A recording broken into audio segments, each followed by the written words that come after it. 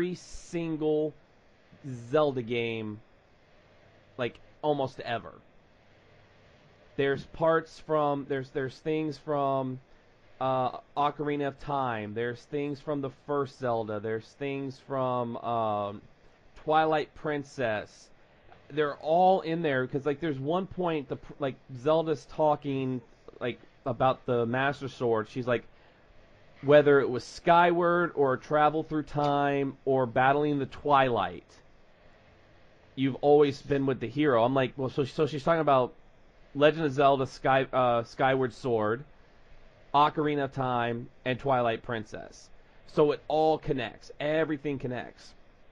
And there's like the Great Deco Tree is in the game from Ocarina of Time. There's the different races. Like they even talk when you're at the Gerudos in the desert. They actually, the Queen of the Gerudo people mentioned that that Ganon at one time in history took the form of a Gerudo, and and now she's going to get payback, which is once again Ocarina of Time where he was a Gerudo. It's so awesome how they took every Zelda game and kind of incorporated it into this one gigantic open world. No, I didn't play many past what was on just the NES, the original Right. Zelda, and so what are the formats? Are they all the same format as the original Zelda game, and this is the only one that's like a 3D world in the series, or is there other ones that go that change the format up? There are other ones that change the format. So, you know, the original Zelda, the NES Zelda, the classic, as we know, is like the top-down view. Yeah. So Zelda 2, The Adventure of Link, was a side-scrolling platformer, basically. And it had a level... See, I only remember the looking down one. That's the only one I remember ever playing was the original Zelda. I don't even remember the other games. Now, that style was the same on, like, the Super Nintendo with Link to the Past. That was top-down. The Game Boy ones were top-down. The Game Boy Advance ones, for the most part, were top-down. That's what I think of when I think of Zelda, is that view of the game. Now, once, you know, the Nintendo 64 came out and it went to 3D, then, Zelda made Link made the jump to 3D with those Zelda games, and, of course, on the GameCube. And it became more epic, but this is the first one that's more like extreme open world. There is really it's not linear. There's no linear path. You don't have to do A, B. There's some things you want to do. There is a path you could take, but they let you choose how to get to that path. So you could just spend like hours and not even get to, you know, the first big thing in the game because you're too busy doing all this other stuff. Yeah, that's similar to Skyrim in that you have missions, but you could ignore them for as long as you want. You can just run around killing shit if you want to for hours. Yeah, and it is, literally, it's huge. And I love the story. So, Ganon shows up 100 years ago, and the Hyrule had actually become more technologically advanced, and they had unearthed these ancient technologies like guardian robots and these things called the divine beasts, and these are huge mechanical beast creatures that are piloted by a champion from one of the 4 races in Hyrule to combat Ganon, to help Link combat Ganon. And it's like a bird, an elephant, a camel, and it's either a gecko or a chameleon.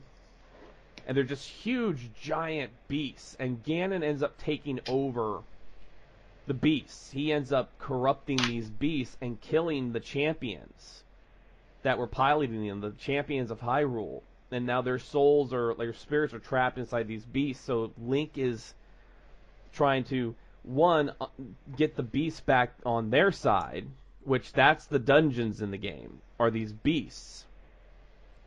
And then, you know, free the spirits of these former champions, and then you get like some special abilities, which really help out in the game when you're trying to traverse the land or fight monsters. They really help out. It's beautiful. Let me just one of the things I like that I watched Mike Matei play a lot of it, and And one of the things I like is, well, here's one of the questions I got is do the daytime and nighttime hours how often do they like how's the change on that? Is it in real time daytime hours or No, it's not real time. It's like like in Skyrim you got just all of a sudden it'll start getting lighter. Just it's yeah, like it goes day and night and it counts days and time and everything, but the light cycles are sped up. yeah, it does that too. It does that in the game too. The one thing that really sucks in the game is how much it rains in fucking Hyrule. It fucking rains all the goddamn time in fucking Hyrule.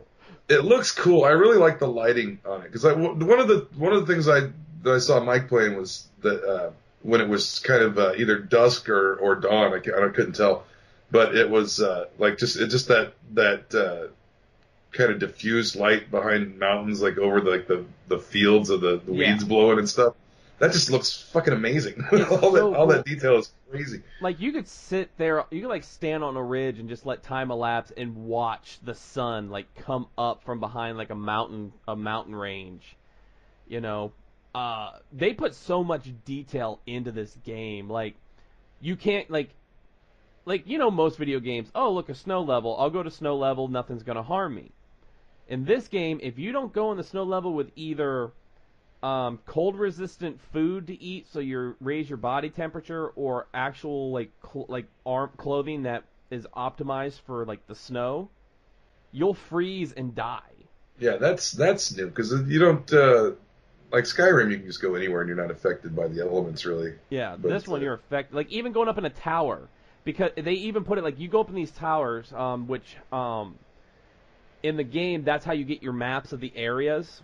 That's how you yeah, uncover the area is you go in these towers. And in some areas, because the towers are already on top of like a mountain or something, the higher you go up, the temperature drops as you go up this tower.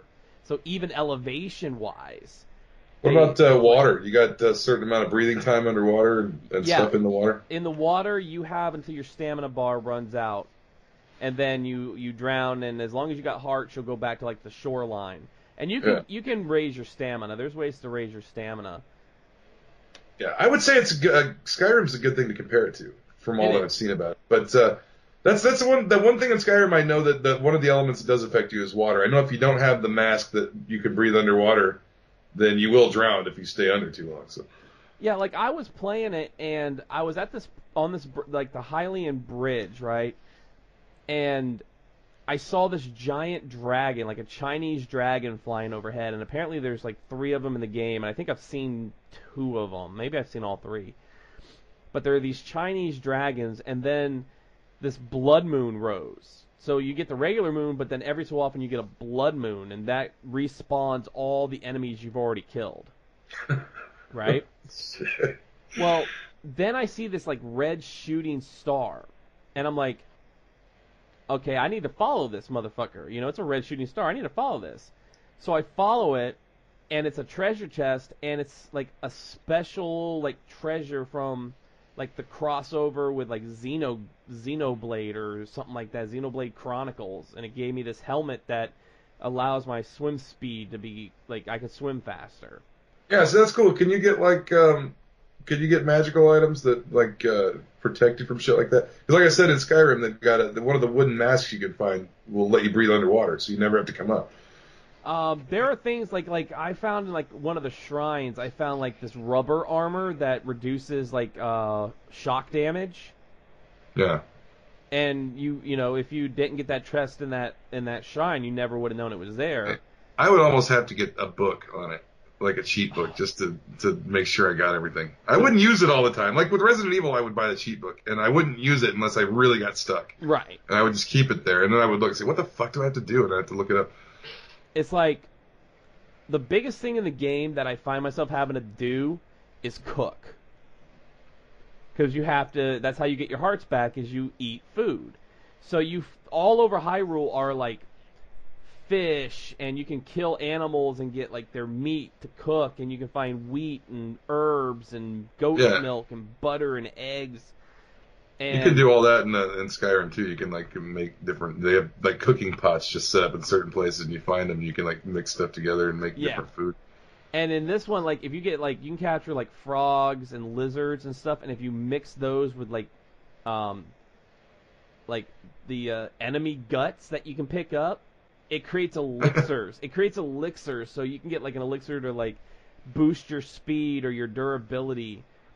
So Yeah, you can do similar shit in yeah, Skyrim. They must have. I wonder how much of like the action, like how much the playability was kind of based on Skyrim, or if they because it sounds really similar. Because you can do all that shit. You can you can find different ingredients in the forest, like in Skyrim, different flowers and shit. And then yeah. if you find an alchemy station, you can put it all together into different shit that does different stuff. I'm telling you, dude. You like, and here's what's really ingenious about this is you're playing it, and Nintendo knows when people are going to put a lot of hours into this Zelda game. Add in the fact that if somebody in your family wants to watch TV, you can still play by just unhooking the tablet from the docking station and continuing to play as a handheld. And the tablet is really good picture and sound. They basically they have contributed to America's obesity. Do you have like full internet? Is it like does it work like a real tablet? Can you do full internet access on it and everything too? I have not tried any of that yet. I've been playing Zelda. Now I've been letting the boy play Mario. That's the one I want more than Zelda. I love Mario games, always have. This one is Mario Odyssey is really cool. It's kind of the same lines of any Mario game. You go to different kingdoms, you get certain, you find moons or stars or whatever. Yeah, I love the 3D ones. Like Mario 64 was probably still one of my favorite games of all time. Now this one this one's mechanic is your hat is like sentient. It's actually a creature from the Cap Kingdom or something like that.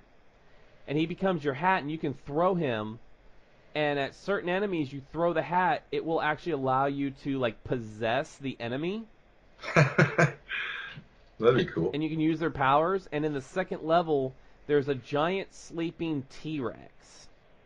And if you throw the hat at the T-Rex, you can possess the T-Rex. And you can just be a rampaging Tyrannosaurus throughout as long as you have it. The thing of it is it does, like any Mario game, it seems really easy. Like 3 hits on the bosses and they're done. Right. And their patterns are real easy, which I guess is kind of the staple of most modern Mario games is they're really easy. I mean, they're more family games. It's not like playing Skyrim where you're hacking a dragon's head off and shit. But it's fun to freaking have Mario, bounce on top of people's heads and shit. Well, yeah, I mean, Mario, especially for people my age and younger, that's what we grew up on. That was like the first, like the Nintendo Entertainment Center with Super Mario Brothers, when you get that package.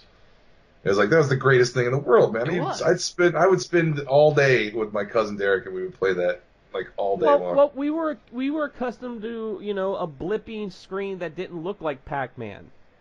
That's what we were used to was Atari before that, or ColecoVision or things like that. We see Mario running, jumping, getting different powers.